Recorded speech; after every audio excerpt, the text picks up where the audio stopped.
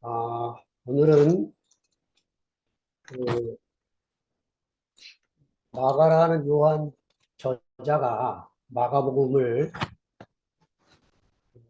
기록을 했을 때 거의 시나리오 작가 수준으로 아마 지금 시대에 마가가 태어났다면 그 봉준호 감독이 어디서 상을 받았죠? 기생충으로 상 받은 그 이상으로 이 마가라는 요한이 얼마나 마가복음서를 섬세한 필치로 기록을 했는지가 어, 나와 있는데 그걸 한번 살펴서 나누도록 하겠습니다. 예수님이 십자가에 죽고 부활하신 뒤에 거의 한 2, 30년 가까이 신약 성서가 하나도 기록이 되어 있지 않았어요. 그 이유는 뭐냐면 사도들이 그 복음을 전하는데 전심전력하고 또 종말에 대한 기대가 너무 강렬했기 때문에 그 부활하신 주님이 곧 오실 것이라고 하는 이 긴박한 상황을 늘 생각하며 살았기 때문에 신약성서를 기록해야 되겠다고 하는 생각이 아무도 없었습니다. 그러다가 최초로 사도 바울이 데살로니가 형제들에게 보낸 편지가 기록이 됐고 그것이 데살로니가 전서죠. 그 이후에 복음서 양식으로 마가가 처음으로 마가복음을 기록을 하게 된 것입니다. 자, 그러니까 그 사도들이 복음을 전하는데 아무 문제가 없었어요. 성경이 없었어도. 예수, 바울은 이미 예수님의 복음을 부지런히 전하고 있는 게 사도행전 안에 보이고 있죠. 바울이 무슨 복음을 전했는지 이미 사도들과 바울은 구전으로 전해지는 형태의 복음을 알고 있었습니다. 그 복음 내용 하나를 살펴보겠습니다. 고린도전서 15장 1절에서 3절까지 보면 1절이 있습니다. 형제들아 내가 너희에게 전한 복음을 너희로 알게 하노니 이는 너희가 받은 것이요 또 그 가운데 선 것이다. 그러니까 고린도 형제들에게 바울이 편지하면서 너희가 이미 받았던 것이고 그 가운데 선 복음을 내가 전했다. 이 얘기를 하고 있죠. 2절에 너희가 만일 나의 전한 그 말을 굳게 지키고 헛되이 믿지 아니하였으면 이로 말미암아 구원을 얻으리라. 그러니까 내가 너에게 전했고 또 그 전한 말을 너희들이 굳게 지켰다면 그 복음으로 말미암아 너희들이 예, 구원을 얻을 것이다. 이렇게 말하고 있습니다. 그리고 3절에 복음의 내용을 얘기하고 있는데 3절 내가 받은 것을 먼저 너에게 전하였노니 이는 성경대로 그리스도께서 우리 죄를 위하여 죽으시고 장사 지난 바 되었다가 성경대로 다시 사흘 만에 다시 살아나셨다. 네, 3절과 4절에 바울이 전했던 복음, 사도들이 전했던 복음의 내용이 나와 있는데 그것은 그리스도께서 우리 죄를 위해 죽으셨고 장사 지낸 바 되었다가 사흘 만에 다시 살아나셨다. 예수님의 죽으심과 부활이 복음의 내용의 핵심입니다. 이거를 내가 먼저 받았다는 거예요. 바울도 사도들에게 받았고 그 받은 것을 너희들에게 전했다. 이렇게 이제 기록을 하고 있는 거죠. 그런데 여기에 두 단어가 나오는데 성경대로 이 단어가 나옵니다. 여러분 신약을 읽을 때 의식해야 되는 문제는 신약에서 성경대로 할 때 이거는 구약을 말하는 거예요. 신약 성경에 기록되지 않았을 때 있은 편지들입니다. 그러니까 바울이 성경대로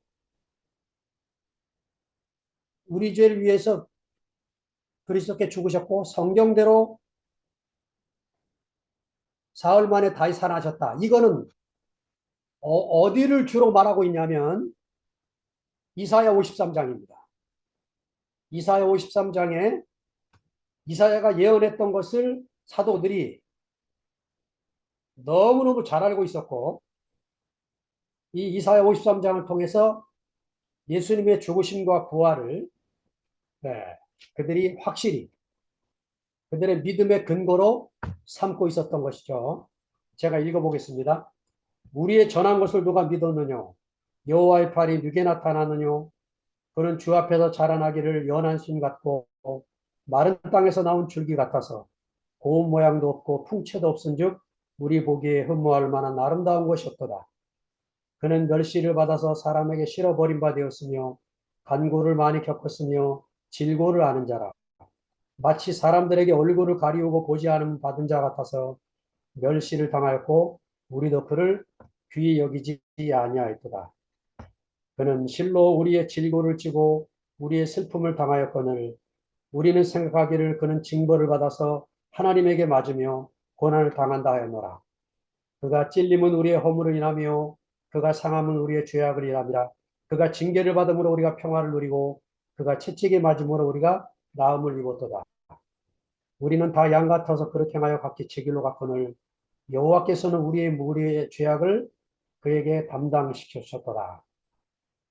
7절 8절이요. 그가 곤욕을 당하여 괴로울 때에도 그 입을 열지 아니하였으며 마치 도수장으로 끌려가는 어린 양과 털 깎는 자 앞에 잠잠한 양같이 그 입을 열지 아니하였도다. 그가 곤욕과 신문을 당하고 끌려갔으니 그 세대 중에 누가 생각하기를 그가 산자의 땅에서 끊어짐은 마땅히 형벌받을 내 백성의 허물을 인함이라 하였으리요. 그는 강포를 행치 아니하였고 그 입에 괴사가 없었으나 그 무덤이 악인과 함께 되었으며 그 묘실이 부자와 함께 되었도다. 이사야 53장 이 장을 사도들이 성경대로 예수님이 우리 죄를 위해서 십자가에 죽으셨고 성경대로 사흘 만에 다시 살아나셨다 하는 확실한 근거를 가지고 복음을 전하는 그런 사역을 했었던 것이죠. 자, 복음을 어떻게 전했을까요? 아주 생생한 장면이 사도행전 8장에 나옵니다. 26절부터 40절에 보면 그 빌립이라는 그 제자인데 사도인지 집사인지 자세하게 본문에 안 나와 있는데 이 빌립이 주의 사자가 명령을 해요. 예루살렘에서 가자로 내려가는 길로 가라는 거예요. 근데 거기는 광야입니다. 아니 아무리 주의 사자지만 아마 천사일 것 같아요. 성령은 또 따로 나오니까. 천사가 명령을 합니다. 가라. 예루살렘에서 가자가는 길로 그냥 내려가라요. 근데 거기는 광야래요. 광야. 아니 전도를 시키려면 사람 많은 도시로 가라 그래야지 광야로 가라는 거야. 근데 이 빌립이 순종하고 갑니다. 거의 한 70km 가까이 되는 거리를 걸어가요. 가는데 마차 한 대를 발견한 거죠. 이디오피아에서 명절을 지키기 위해서 온 이 그 간다게라는 내시가 그 이디오피아 국가의 관리죠. 이 사람이 예루살렘에서 유대인의 명절을 지키고 돌아가는 길에 파피루스 용지일지 양피지일지 알 수 없지만 이사야 53장 한 장을 사가지고 마차에 타서 읽고 가는 중이었어요. 야, 광경이 그래지십니까? 근데 갑자기 성령께서 마차 가까이 가라는 거예요. 그래가지고 마차를 숨을 헐떡거리며 뛰어가서 마차 가까이 붙었습니다. 붙었는데 그 뭔가를 읽고 있는데 보니까 성경 그 파피루스 용지 한 장이나 양피지 한 장을 읽고 있는 거예요. 그래서 마차 앞에 붙어서 물었습니다. 당신이 읽고 있는 걸 지금 깨닫습니까? 이렇게 물으니까 가르쳐주는 사람이 없는데 어떻게 알겠소? 타시오. 그래가지고 마차 위에 올라탔어요. 타가지고 빌립이 마침 이사야 53장 7절, 8절을 읽고 있었던 거예요. 그러면서 이 이디오피아 내시가 묻습니다. 간다게가. 내 질문이 있어. 이 선지자 이사야가 하는 이 말이 자기 자신에 대해서 하는 말이요? 다른 사람에 대해서 하는 말이요? 그래서 이제 빌립이 예, 이 이사야 말씀을 통해서 예수 그리스도의 죽으심과 부활을 그에게 전했습니다. 예. 그러자 이 간다기가 이렇게 말하는 거예요. 물가옆을 지나가면서 마차를 세우더니 내가 침례를 받는데 무슨 부족한 게 있어? 이렇게 묻는 거예요. 그러니까 당신이 마음을 다해서 예수님의 죽으심과 부활을 믿으면 가능합니다. 내가 내 마음을 다해서 예수님이 내 죄를 위해서 죽으셨고 그분이 부활하셨다는 사실을 내가 믿어. 두 사람이 내려가서 예, 초창기 사도행전의 침례 방식을 보니까 두 사람이 동시에 물속에 다 들어가요. 지금은 목사는 안 들어가고 그 침례 받는 사람만 집어넣었다 꺼내는데 처음 의식은 둘 다 들어갔습니다.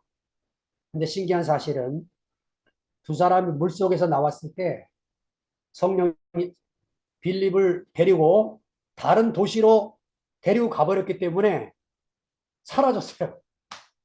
얼마나 놀랬을까, 이 침례받은 간다게가. 그런데 사도행전에 이렇게 기록합니다.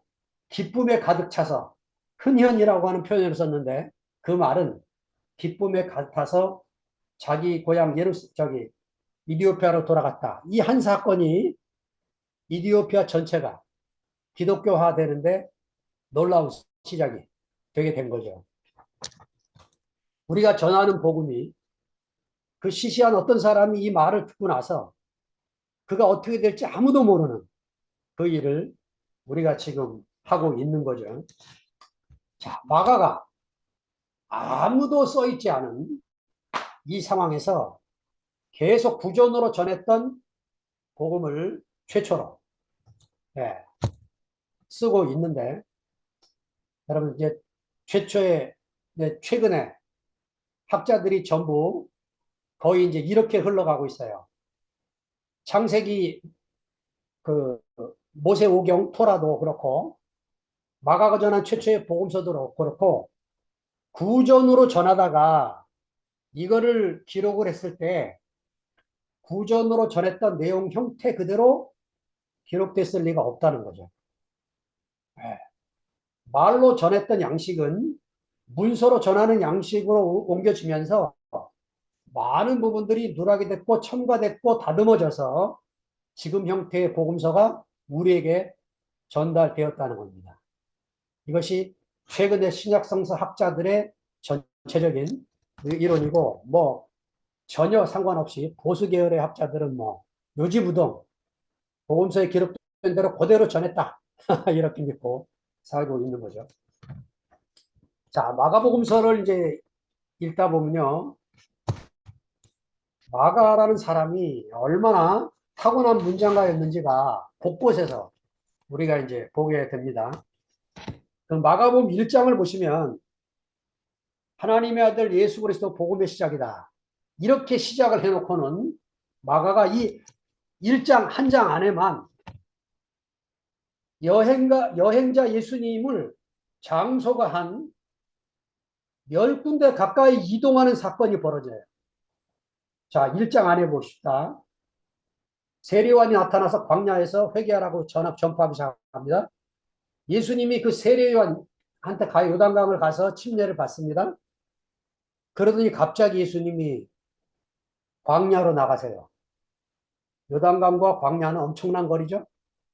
광야로 나가서 시험을 받고 거기서 짐승들과 함께 거하고 계시다가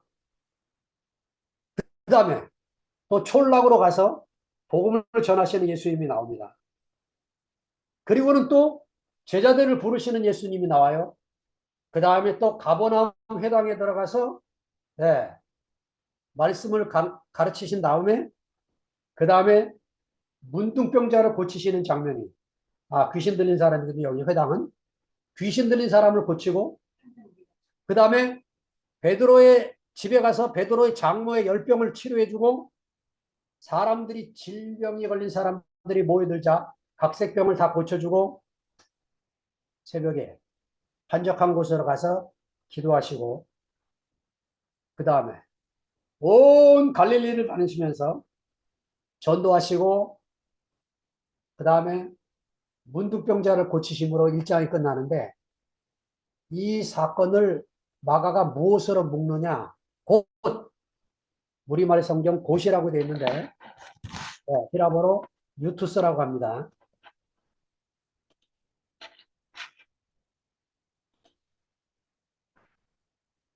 자,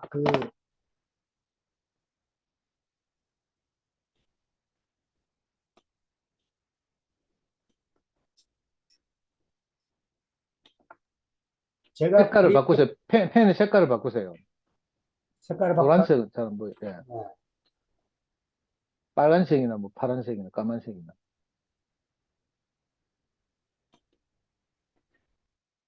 색깔을 램프 스트라이프 잠시 빨간색 오케이. 자,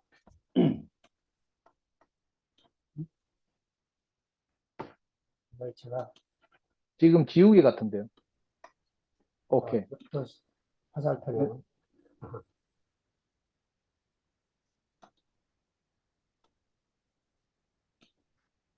히라보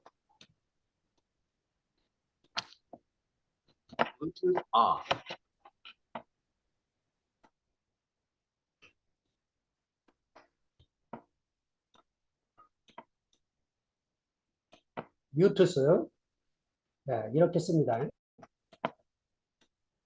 이게 마가복음에만 41번이나 나와요. 이게 마가가 이 긴박한 복음서를 기록하기 위해서 쓰고 있는 장치입니다. 곧 마가복음 1장 안에서만 11번이나 나와요. 그 정도로 마가가 이 단어를 쓰면서 예수님이 얼마나 빠르게 자신의 복음 사역의 진행을 위해서 움직이고 계시는가를 보여주고 있습니다. 그 다음에 이건 나가서 구조가 떠올랐네.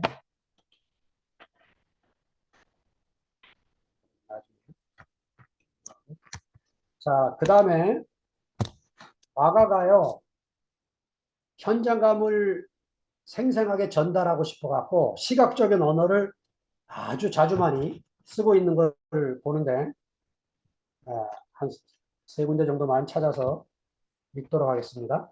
마가복음 9장 36절에 보면 그 제자들이 누가 크냐 이렇게 토론하고 다투자 예수님이 어린 아이를 하나 세우시면서 누구든지 이 어린아이를 영접하는 것이 나를 영접하는 거다. 누구든지 첫째가 되고 싶은 사람은 꼴찌가 되어야 된다. 이런 말씀을 하시면서 어린아이를 데려다가 이렇게 씁니다. 36절에 어린아이 하나를 데려다가 그들 가운데 세우시고 안으시며 제자들에게 이르시되 요 한 절 안에 동사가 데려다가 세우시고 안으시며 그러니까 마태는 이거를 한 단어로 그냥 넘겨버려요. 마가는 생생한 예수님의 동작을 그려주고 있습니다. 자, 그 다음에 10장으로 가면 또 다른 사건이 나오는데 10장 17절에 보면 부자 청년이 예수님에게 와서 내가 어떻게 영생을 얻겠습니까? 라고 질문을 하는데 이 부자 청년을 마가는 어떻게 그려주고 있냐면 17절에 예수께서 길에 나가실새 한 사람이 달려와서 꿇어 앉아 묻자오되 선한 선생이여 내가 무엇을 하여 영생을 얻으리까? 네. 한 사람이 달려와서 꿇어 앉았다. 이렇게 생생한 언어로 표현을 하고 있습니다. 마가복음 5장으로 가면 더 구체적인 표현을 또 하고 있는데 마가복음 5장 22절에 보면요. 이게 이제 회당장 딸이 죽을 병에 걸려서 거의 긴박한 상황인데 당시 회당장 하면 대단한 지위에 있는 사람 아닙니까? 이 회당장이 얼마나 간절한지 마가복음 5장 22절에 23절 보면 21절부터 제가 읽을게요. 예수께서 배 타시고 다시 저편으로 건너가심에 큰 무리가 그에게로 모이거늘 이에 바닷가에 계시더니 회당장 중 하나인 야이로라 하는 이가 와서 예수를 보고 발 아래 엎드려 많이 간구하여 가로되. 자, 이 지위 높은 회당장이 예수님에게 와서 발 아래 엎드려서 많이 간구했다. 얼마나 많이 그 간절하게 매달리는 광경을 이렇게 마가가 상세한 그림을 그려주고 있습니다. 아주 결정적인 것은요, 마가가 잔디 색깔까지 기록을 합니다. 마태는 그냥 잔디라고 쓰고, 누가는 잔디도 빼고 그냥 앉았다. 이렇게 쓰는데, 오병이어로 5천 명을 먹이는 사건을 마가가 기록을 하면서 마가복음 6장 39절에 보면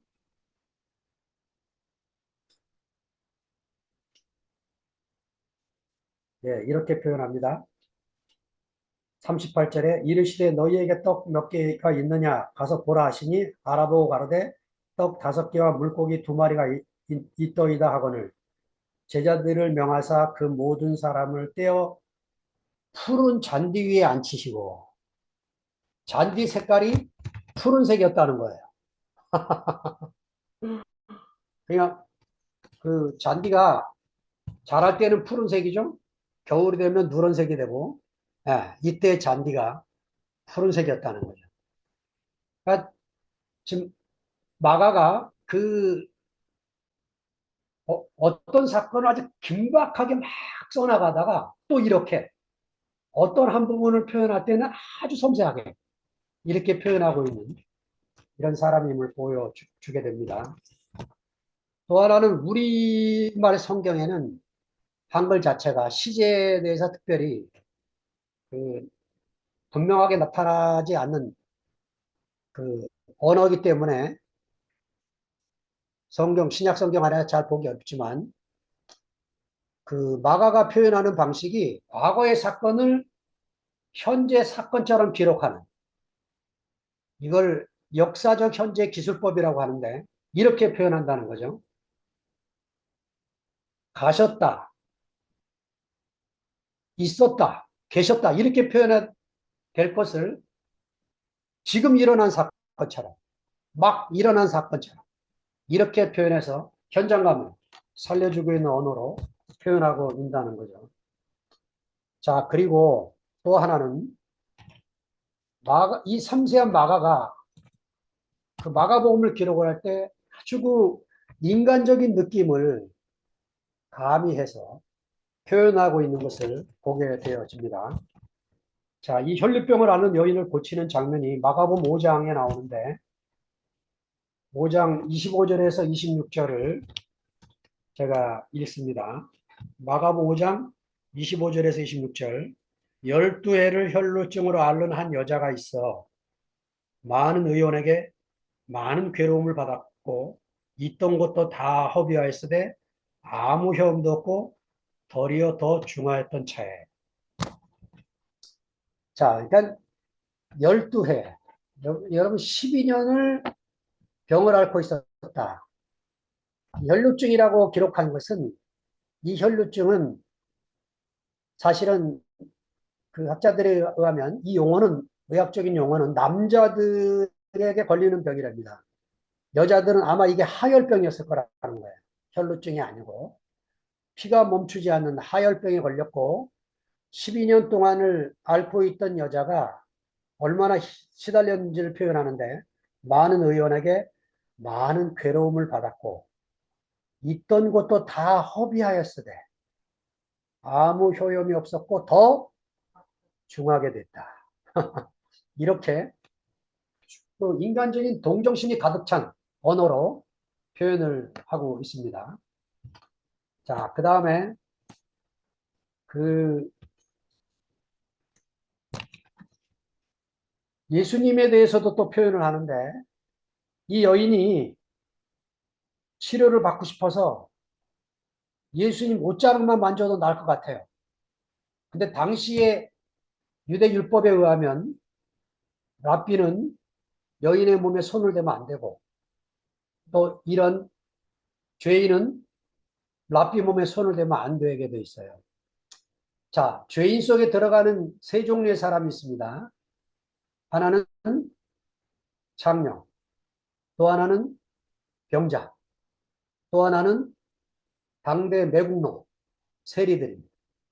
이 세 종류의 죄인은 절대로 랍비의 몸에 손을 대면 안 되는 거죠. 근데 이 여인이 예수님 뒤로 들어가서 옷에 손을 대게 됐고 자기 몸에 병이 나은 줄을 깨닫게 됐고 예수님이 30절에 이렇게 말씀하십니다. 예수께서 그 능력이 자기에게서 나간 줄을 스스로 아시고 무리 가운데서 돌이켜 말씀하시되 누가 내 옷에 손을 대었느냐 하시니. 자, 생각해 보세요. 예수님 몸에서 능력이 나간 줄을 예수님이 알았다는 것을 마가가 어떻게 알았을까요? 마가는 지금 그 아주 그 인간적인 느낌을 예수님 안에서도 살리고 환자들을 보는 그 마가의 시선으로 예수님이 가득 찬 동정심으로 대하고 있는 광경을 표현하고 있습니다. 자, 그 마가복음 5장 38절 하나를 더 있습니다.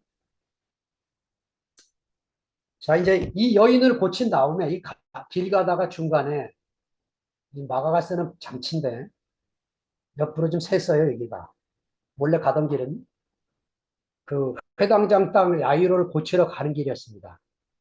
가다가 그 지금 이 여인을 고쳐주시고 회당장 땅 야이로의 집을 가는데 가 보니까 38절에 회당장의 집에 함께 가사 헌화함과 사람들의 울며 심히 통곡함을 보고 그러니까 사람들이 모여들었는데 그들이 장례식을 예식을 하면서 울며 심히 통곡했다.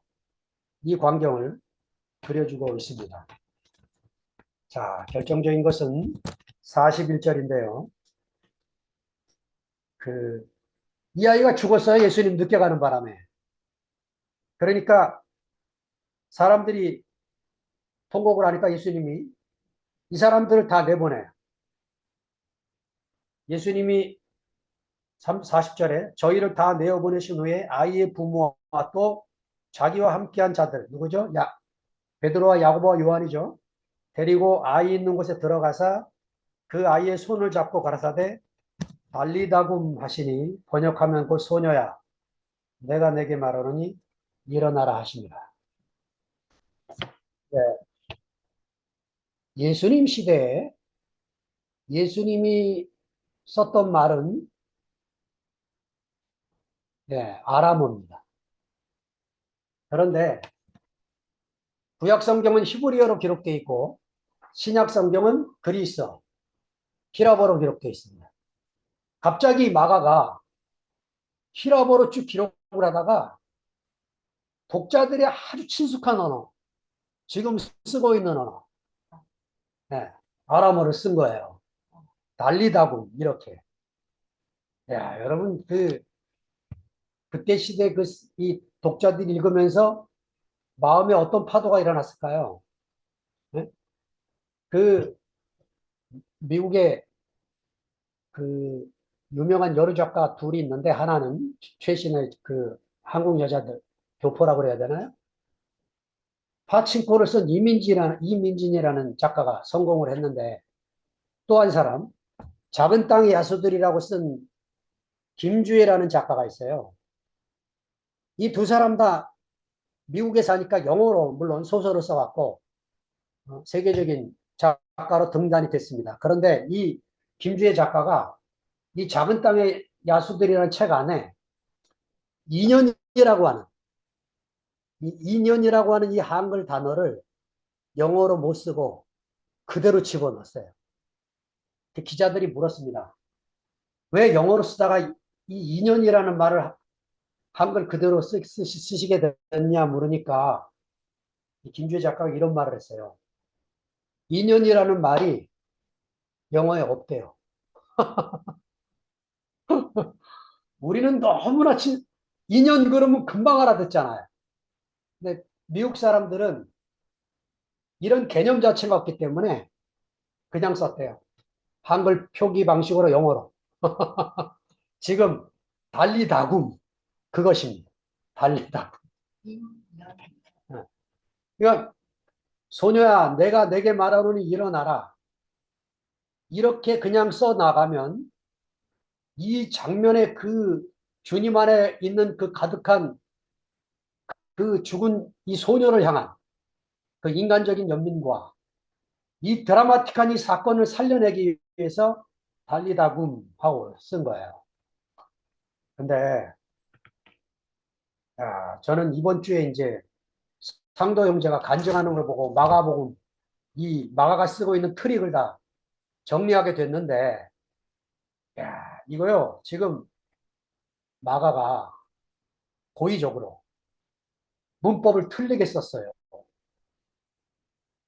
달리다 굼 하는데 달리다는 굼은 그 달리다 굼은 일어나라는 말이고 달리다는 소녀야 이 말입니다. 소녀야 일어나라. 달리다 굼 했는데 달리다는 여성 명사고 뒤에 굼이라는 이 동사는 남성 동사입니다. 이렇게 일부러 문법을 틀리게 쓰는 거예요. 이게 마가복음 곳곳에 나옵니다. 저는 이거 진짜 이게 알면서도 정리가 판단어로 정리가 안 됐어요. 근데 이야 우리 상정제가 소독이라는 단어를 쓰더라. 소독 저거구나 싶은 거예요. 이제 다음 주에 제가 마지막으로 이제 하면서 이 부분만 전체적으로 마가가 왜 이렇게 쓰고 있는지를 나누겠습니다. 자, 지금 이 마가가요, 그 혈루증을 앓고 있는 여자도 12년 동안 앓고 있고, 이 소녀 나이도 12살이고, 예수님이 성전에서 랍비들과 토론했던 나이도 12살이고, 왜 그 유태인들 관념 안에 있는 이 10이라는 숫자는 무엇을 갖고 있는 걸까요? 네. 유태인들이 12이라는 단어를 들었을 때 그 안에 있는 개념은 하나님의 계획과 성취를 이루시는 것에 대한 완전수. 네. 구약의 12지파, 신약의 12사도. 네. 예루살렘 성문이 12문, 12돌. 이렇게 그 유태인들이 갖고 있는 관념을 이용해서 지금 이 혈루증을 앓는 여인의 시작을 12해를 이렇게 12해를 이렇게 시작하면서 독자들이 이 불치병을 앓고 있는 여자에게 무슨 일이 일어나는가 하는 기대감을 갖고 이 마가복음 5장을 읽어가게 하다가 소녀의 나이가 12살이다 하는 걸 읽으면서 무릎을 치면서 그러면 그렇지 이렇게 끝나게 하는 그 시작과 마지막에 이런 장치를 집어넣어서 마가가 자기 시나리오를 얼마나 극적으로 지금 기록해 가고 있는지가 보여지고 있습니다. 자, 그리고 아마 이제 그 마가복음 11장을 한 곳을 더 가보면요. 이거는 제가 다음 주에 한 번 더 이제 구체적으로 더 나누고 싶은 부분인데요. 마가복음 11장 11절부터 그 14절까지가 무화과나무 이야기가 나옵니다. 12절부터 이튿날 저희가 베다니에서 나왔을 때 예수께서 시장하신지라 멀리서 잎사귀 있는 한 무화과나무를 보시고 혹 그 나무에 무엇이 있을까 하여 가셨더니 가서 보신즉 잎사귀 외에 아무것도 없더라. 이는 무화과의 때가 아닙니다. 마가는 이렇게요. 안 넣어도 될 단어를 마태 누가는 이 사건을 쓸 때 이 말을 안 넣습니다. 근데 마가는요. 무화과의 때가 아닌 때 예수님이 와서 무화과 나무에 열매가 없다고 신경질을 내고 있는 장면을 그려주고 있어요. 예수께서 나무에게 일러 가라사대 이제부터 영원토록 사람이 내게서 열매를 따먹지 못하리라 하시니 제자들이 이를 들었다. 상식 이하의 예수님을 보여주고 있어요, 지금요. 그러다 갑자기 화면이 바뀝니다. 화면이 바뀌어서 15절에 저희가 예루살렘에 들어가니라 예수께서 성전에 들어가사 성전 안에서 매매하는 자들을 내어 쫓으시며 돈 바꾸는 자들의 상과 비둘기파는 자들의 의자를 둘러 엎으시며 네, 성전에 가서 이제 예수님이 난리를 치고 계시는 광경이 나옵니다.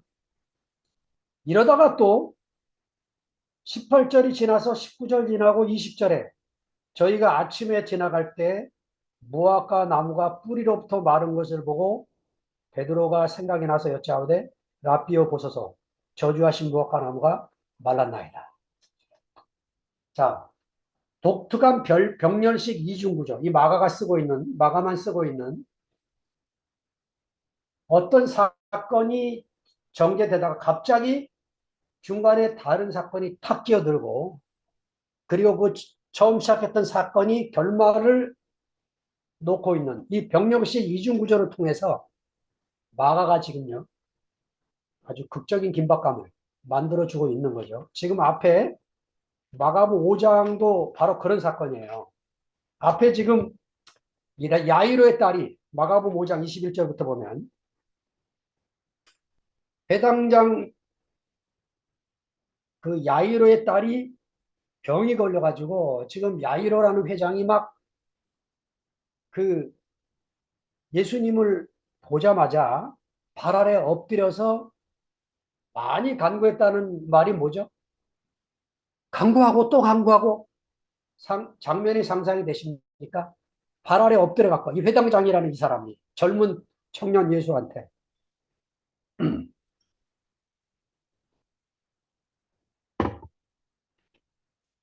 내 딸이 죽게 됐으니까 빨리 와서 병을 고쳐달라고 이렇게 막 간구하고 있는 그때에 12의 혈루증을 앓는 여자가 많은 괴로움을 받다가 예수님의 옷에 손만 대어도 나을 것 같은 마음이 들었다.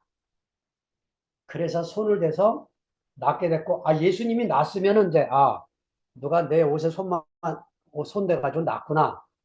하고 지나가시면 되잖아. 그걸 또 돌이켜갖고 누가 내 몸에 손 댔냐. 요 부분 갖고 마태는 또 이제 다른 얘기를 해요. 그러다가 시간을 지체하는 바람에 35절 이하로 갔더니 이런 얘기가 나와요. 아직 말씀하실 때 회당장의 집에서 사람들이 와서 가라되 당신 딸이 죽었나이다. 어찌하여 선생님을 더 괴롭게 하겠습니까? 네, 시간을 지체하다가 죽었어요, 딸이. 야이로란 이 회당장의 그 심정이 지금 어떻겠습니까? 급해서 지금 예수님 앞에 그냥 매달리고 매달렸는데 예수님이 지금 계속 지체하고 있는 거예요. 느긋하게. 그런데 하인들이 와서 죽었다는 거야. 선생님은 더 이상 괴롭게 하지 않으셔도 될 것 같다고. 야, 예수님이 뭐라 그럽니까? 회당장한테 두려워 말고 믿기만 해라. 하고는 이제 가는 거죠. 이렇게 마가복음의 이중구조.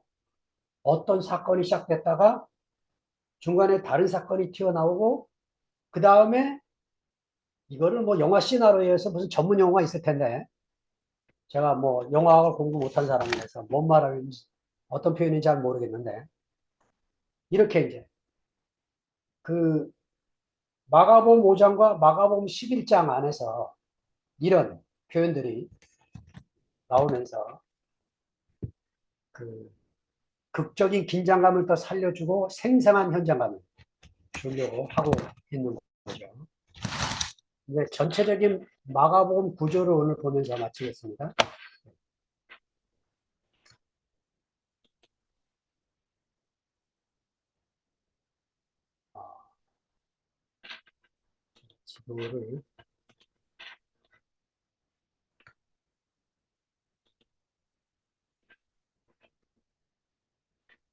지도를 찾아야 되는데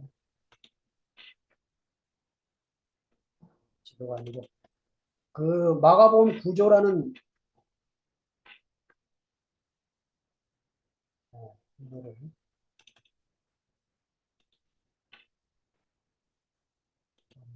제가 숨쳐나서 제가 자 이제 뜨죠? 마가복음 구조. 자 지금 마가복음이 1장부터 16장까지가 기록이 되어 있는데요.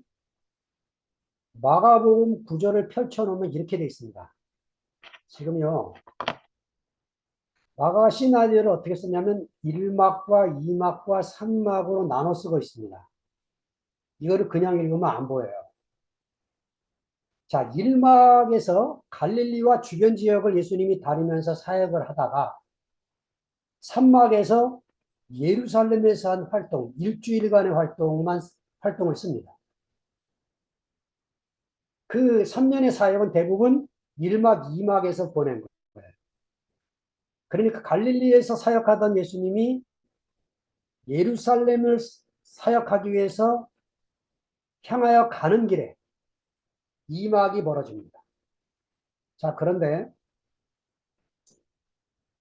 마가가 지금요, 1막을 쓰면서 마지막에다가 이 맹인 사건을 집어넣어요. 베세다의 맹인을 고치는 사건을 집어넣고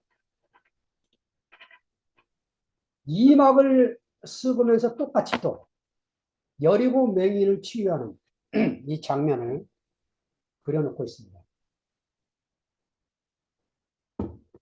왜 그렇습니까?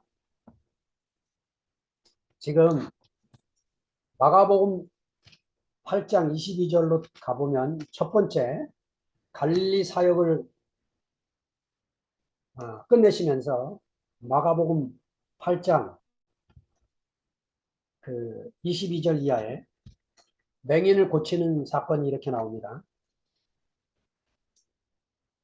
베세다 이름의 사람들이 소경 하나를 데리고 예수께 나와 손대시기를 구하거늘 예수께서 소경의 손을 붙드시고 마을 밖으로 데리고 나가사 눈에 침을 뱉으시며 그에게 안수하시고 무엇이 보이느냐 물으시니 우러러 보며 가로되 사람들이 보이나이다. 나무 같은 것들에 걸어가는 것을 보나이다.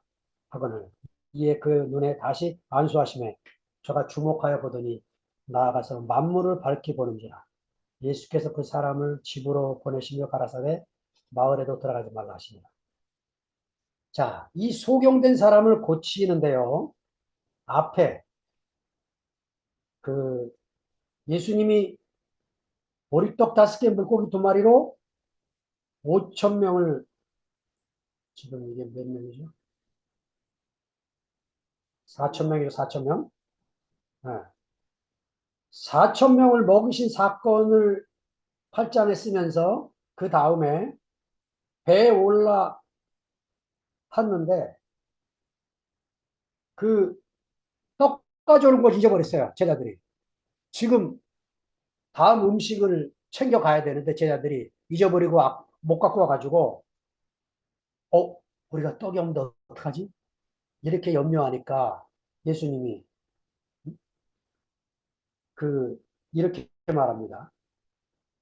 삼가 바리새인들의 누룩과 헤롯의 누룩을 주의하라. 바리새인들의 떡과 헤롯의 떡을 주의하라. 그러니까 주여 우리가 떡이 없습니다.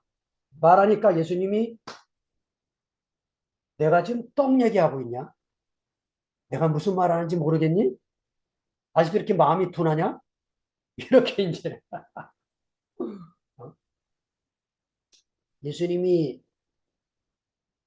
당신의 말씀을 못 알아듣는 제자들을 책망을 하시고 소경의 눈을 띄우고 그 다음 이막 시작에 이 드라마틱한 사건을 쓰고 있는 거죠. 가이사라 빌립보에서 베드로가 예수님에게 주는 그리스도십니다.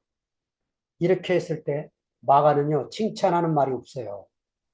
마태는 바요나 시모나 하고 칭찬을 합니다. 마가는 지금 전혀 칭찬이 없어요. 뭐라고 말하냐면 주는 그리스도십니다. 이렇게 말 끝나자마자 30절에 이에 자기의 일을 아무에게도 말하지 말라 경계하시고 성경 있으신 분은 경계하시고 줄치시고 그 다음에 예수님이 십자가에 죽으시고 부활하실 것을 말하시니까 32절에 베드로가 예수를 붙들고 이 간암에 줄치시고 그 다음에 33절에 예수께서 돌이키사 제자들을 보시며 베드로를 꾸짖어 가라사대 사탄아 내 뒤로 물러가라. 이 꾸짖어 요 경계하사 간암에 꾸짖어 요 세 단어가 같은 단어예요. 에피티마오를 한글 성경에 이렇게 번역을 해갖고 이 지금 마가가 말하려고 하는 이 분위기가 제대로 살아나지 않고 있는 거죠. 이게 지금 뭐냐면요. 소경인 이 소경인 제자들, 이 소경인 사도들에게 예수님이 베드로가 주는 그리스도시오라고 말하니까 너 그 말 어디 가서 하면 안 돼. 어?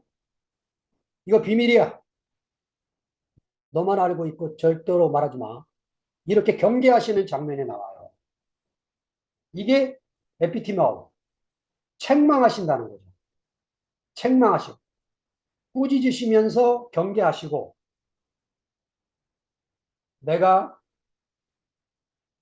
장로들과 대사람들에게 고난받고 버림받고 죽임을 당한 다음에 사흘 만에 다시 살아날 것이다. 이렇게 처음으로 가르치자마자 베드로가 예수님을 붙들고 에피티마오했다. 예수님을 책망했다. 뭐라고요? 아, 지금 제정신입니까? 무슨 소리 하시는 거예요? 이렇게 책망했다. 그러자 예수님이 베드로를 향해서 똑같이 꾸짖어서 사탄아 내들어 물러가라. 자, 그러니까 그 마가가 전하는 이 복음서 안에 보면 우리가 예수님을 잘 알아서 주는 그리스도시여 살아계신 하나님의 아들입니다. 뭐 나의 주님입니다. 나의 하나님입니다. 이 고백이 머리로 아는 수준이지 그게 자기 자신이 되려면 시간이 걸린다는 거죠. 네.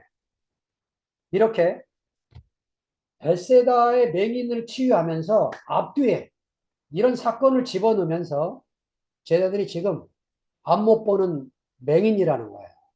전혀 앞을 보지 못한.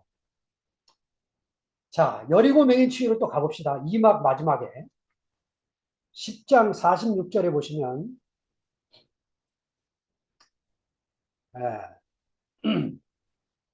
10장 46절에 저희가 여리고에 이르렀더니 예수께서 제자들과 허다한 무리와 함께 여리고에서 나가실 때 디모의 아들인 소경 거지 바디메오가 길가에 앉았다가 나사렛 예수시란 말을 듣고 소리질러 가로되 다윗의 자손 예수여 나를 불쌍히 여기소서 하거늘 많은 사람이 꾸짖어 잠잠하라되 그가 더욱 심히 소리질러 가로되 다윗의 자손이여 나를 불쌍히 여기소서 하느니라. 예수께서 머물러 서서 저를 부르라 하시니 저희가 그 소경을 부르며 이르되 안심하고 일어나라. 너를 부르신 다음에 소경이 겉옷을 내어버리고 뛰어 일어나 예수께 나아오거늘 예수께서 일러 가라사대 내게 무엇을 해주기를 원하느냐. 소경이 가로되 선생님이여 보기를 원하나이다. 예수께서 이르시되 가라. 내 믿음이 너를 구원하였느니라 하시니 저가 곧 보게 되어 예수를 길에서 쫓으니라. 자, 똑같이 지금 소경이 눈을 뜨는 장면이 나오는데 결과가 달라요.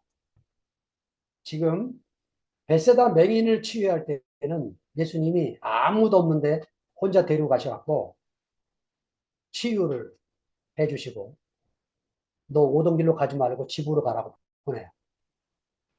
그런데 이 두 번째 소경은 예수님이 치유를 해주신 다음에 똑같은 말을 했어요. 가라. 내 믿음이 너를 구원했다 했는데 이 소경이 예수를 길에서 쫓았다. 그러니까 예수님과 제자들의 관계는 점점 이제 멀어져 가고 있고 11장을 들었으면서는 완전히 이제 십자가의 길은 예수님의 길과 사람의 길인 이 제자들의 길, 하나님의 길과 사람의 길이 완전히 갈라지는 이 사이에서 여리고의 맹인 치유를 하면서 제자들이 눈이 아직도 안 떠진 맹인이었다. 그러면 눈 떠지면 어떻게 될까요? 바로 45절 앞에다가 이렇게 쓰는 겁니다. 인자가 온 것은 섬김을 받으려 함이 아니라 도리어 섬기려 하고 자기 목숨을 많은 사람들의 대속물로 주려 위해서 왔다. 이거였어요. 그러니까 마가가 전체가 하나님의 아들 예수 그리스도 복음의 시작이다. 이 말씀을 하면서 예수는 그의 삶이 어떠했는가? 그는 사람을 섬기기 위해서 왔고 사람을 섬기다가 사람을 섬기기 위해서 마지막으로 자기 자신을 사람들의 죄를 해결해주는 대속물로 십자가에서 내놓은 분이었다. 얘기를 하는 거죠. 그 저는 마가가 이렇게 아주 주도면밀하게 제자들을 전혀 봐주는 게 없어요. 마태나 누가처럼 마태는 제자들의 긍정적인 면을 부각을 하는데 마가는 1%도 제자들의 긍정적인 면을 부각하지 않습니다. 자기 자신까지도. 왜 그렇습니까? 그 대성물로 자기 자신을 우리에게 내놓는 예수님처럼 제자들 자신도 우리도 그 많은 사람의 대성물로 내놓던 그 예수님 그 그리스도 안에서 우리도 그 길을 가야 되는 사람. 네. 지금 부속이냐 대속이냐 이게 문제가 아니고 자기 자신이 대속물이 된 사람. 이 길을 우리 앞에 제시하고 있다고 봅니다. 왜 제자들이 이 길을 못 갔을까요? 자기들도 어쩔 수 없었다는 겁니다. 맹인이기 때문에. 보이지 않기 때문에. 네. 못 갔다는 거예요. 네. 이번 주에 비가 많이 왔죠.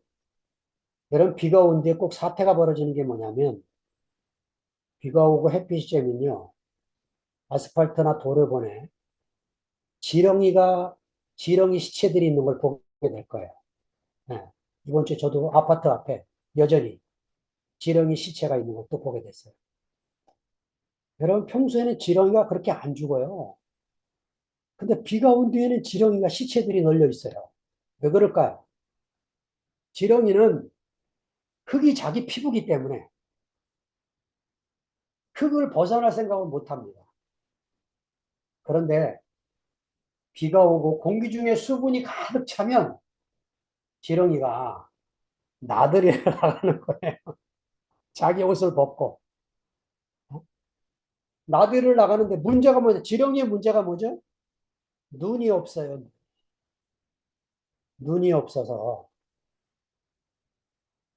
해가 뜨기 전에 이제 저쪽 뜨거워지지 않습니까? 그럼 지렁이는 피부가 없기 때문에 눈이 있다면 얼른 흙을 찾아서 들어갈 거예요.